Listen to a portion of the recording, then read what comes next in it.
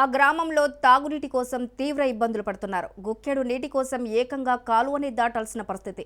కాలువపై తాటి దుంగలు వేసుకుని అతి ప్రమాదకర పరిస్థితిలో మహిళలు కాలువ దాటి వ్యవసాయ పొలాల్లో ఉన్న బోరు నుంచి తాగునీటిని తెచ్చుకుంటున్నారు. పొద్దస్తమానం పొట్టకూటి కోసం పనులకు వెళ్లి వచ్చి తాగునీటి కోసం వ్యయ ప్రయాసలు పడాల్సి వస్తోంది. ఇదంతా ఎక్కడో మారుమూల అటవీ ప్రాంతంలోని గిరిజన గ్రామం అనుకుంటే పొరపాటే. ఖమ్మం జిల్లా కేంద్రానికి దగ్గరలోని వైరా మండలం గరికపాడు గ్రామంలో తాగునీటి కోసం ఎస్సీ కాలనీ వాసులు పడుతున్న కష్టం ఇది. గరికపాడు ఎస్సీ కాలనీ వాసుల నీటి కష్టాలపై మరింత సమాచారం మా ప్రతినిధి ఉపేందర్ అందిస్తారు.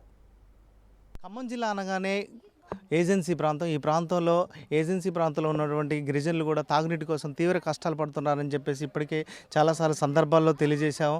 కానీ ఇప్పుడు ఒక సిటీకి సమీపంలో ఉన్న గ్రామం కూడా ఆ తాగునీటి కోసం అయితే తీవ్రంగా ఇబ్బందులు పడుతున్న పరిస్థితి ప్రధానంగా కనిపిస్తుంది. ఖమ్మం జిల్లాకు కూతవేటు దూరంలో ఉన్నటువంటి వైరా నియోజకవర్గం గరికపాడులో ఈ పరిస్థితి కొనసాగుతుంది. ప్రధానంగా ఈ గ్రామంలో దాదాపు 400 మంది ఎస్సీ సామాజిక వర్గానికి వారు జీవిస్తున్నారు. వీరందరికీ కూడా తాగునీటి కోసం అయితే తీవ్రంగా ఇబ్బందులు పడుతున్న పరిస్థితి కనిపిస్తుంది.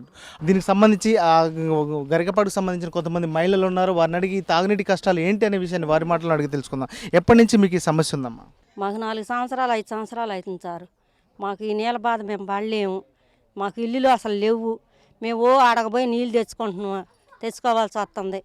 తర్వాత అవి కొనుక్కునే పరిస్థితి లేక ఆ హౌజుల్లో నీళ్ళు ముంచుకొని తాగుతున్నాం మేము సార్. అది మరి అధికారులు కానీ మిగతా వాళ్ళు కానీ ఏమంటున్నారు? వస్తున్నారు, ఓటు అడుగుతున్నారు, వేపించుకుంటున్నారు, పోతున్నారు. ఎవరైనా మాకు కీగల చూడటంలే. తర్వాత గెలిచాక పోయి రాజ్యం వేలుకుంటున్నారు కానీ మమ్మల్ని వేలేటట్టే లేరు వాళ్ళు. ఇంకోళ్ళు ఏమి వెళ్తారు? రాజ్యం వేలేటట్టు ఉండారా? ఓటు వేపించుకుంటున్నారు, పోతున్నారు. అంటే మీరు ఈ నీళ్లు తెచ్చుకోవడం కోసం ఎంత దూరం పోవాల్సి వస్తుంది? అట్లా దూరం పోతున్నాం. చాలాలో పోయి తెచ్చుకుంటున్నాం. చాలాలో పంపు ఉంటే అడగపోయి తెచ్చుకుంటున్నాం.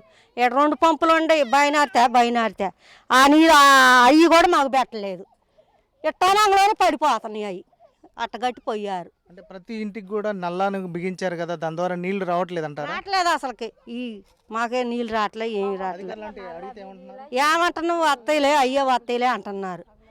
పైపులే లేదే వాళ్ళు ఇంక నీళ్ళు ఏమి వేస్తారు మాకు? అంటే మీరు చెప్పండి అమ్మా, దాదాపుగా ఎప్పటి నుంచి మీకు ఈ సమస్య ఉంది? మీరు అంటే నీళ్ళు తెచ్చుకోవడం కోసం ఎటువంటి ఇబ్బందులు పడుతున్నారు?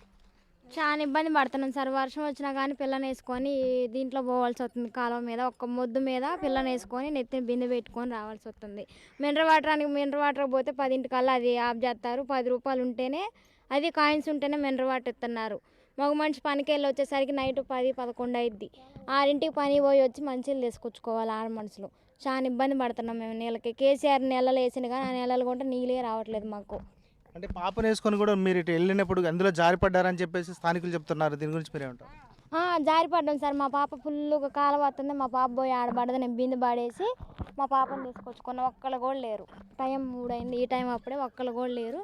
మా అమ్మాయి కింద పడదాగో ఆ పాపే.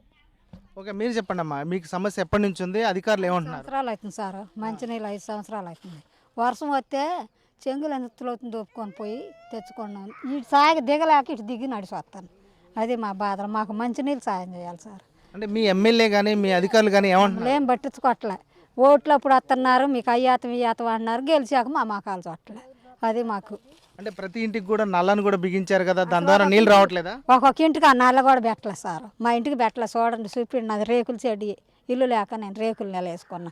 నాకు మగ దిక్కు లేక తడకలు కట్టేవాళ్ళు రేకులు తెచ్చి కొట్టించుకున్నా. అది నా పరిస్థితి. మీరు చెప్పండి అమ్మా, అసలు ఎప్పటి నుంచి మీకు ఈ సమస్య? 5 సంవత్సరాల నుంచి అండి. 1 కిలోమీటర్ ఉండిద్ది మేము పోయి తెచ్చుకునే నీళ్ళు పంపు. 5 సంవత్సరాల నుంచి మాకు నీళ్ళు లేవు. ఇబ్బంది పడుతున్నాం. పని పోయి 6ంటికి వస్తాం. 6ంటికి వచ్చినా కూడా తెచ్చుకోవాలి నీళ్ళు. మగ మనుషులు 9, 10 అయింది వచ్చేసరికి స్వభావులకు పోతారు. చూడండి సార్, ఆ తాటి మొద్దు మీద పోతున్నాం. ఒక్క మొద్దు పోయి వస్తున్నాం భయపడుకుంటా. వాన వచ్చినా మరి చెంగులు పైకి అనుకొని తెచ్చుకోవాల్సి వస్తుంది. ఆ నెలలు బిగించారు. మా ఇంటికి బిగిలా. ఒక ఇంటికి బిగించారు, ఒక ఇంటికి బిగిలా. ఆ నల్లాల ద్వారా నీళ్ళు వస్తున్నాయమ్మా? రావట్లేదు సార్, రావట్లేదు. మరి అధికారులు ఏమంటున్నారు? మీ ఎమ్మెల్యేని మీరు ఏమైనా అడిగారా? అడిగినాం సార్, మమ్మల్ని పట్టించుకోవట్లా. ఓట్లు అయితే అడుగుతున్నారు, దండం పెడుతున్నారు ఓటేయమని.